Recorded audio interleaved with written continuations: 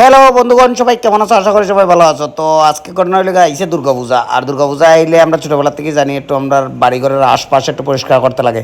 তো বাড়িঘরে তো নাই, আসি সেন্টারে, তো সবাই মিললে ভাবছি একটু আশপাশটা একটু পরিষ্কার করে নেবো।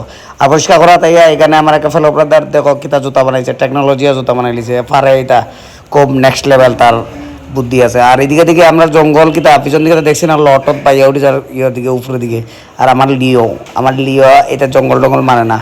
এদিকে আমরা জানলাম না বলে লিছে জঙ্গলে আমরা দেখি না কি ধরনের জীবনযাপন করি আমরা, দেখো। তারপর দিকে আশেপাশের বাড়ির আমরা যে আশেপাশে বাড়ির যে রাস্তা রাস্তা আছে এটি সব পরিষ্কার করে লিছে, কারণ নামছি যখন সব পরিষ্কার করে লিমু। আর আমরা লগে লগে নিষ্কর্মা লিও প্যাকেটাকে বড়িয়া কইয়া লাভ নাই। ফুলাবাইনের বুদ্ধি দেখো, জারুরও বানাই লিছে কিতা কইরা, আর তারা দেখলে তো আমি থাকতে পারি না।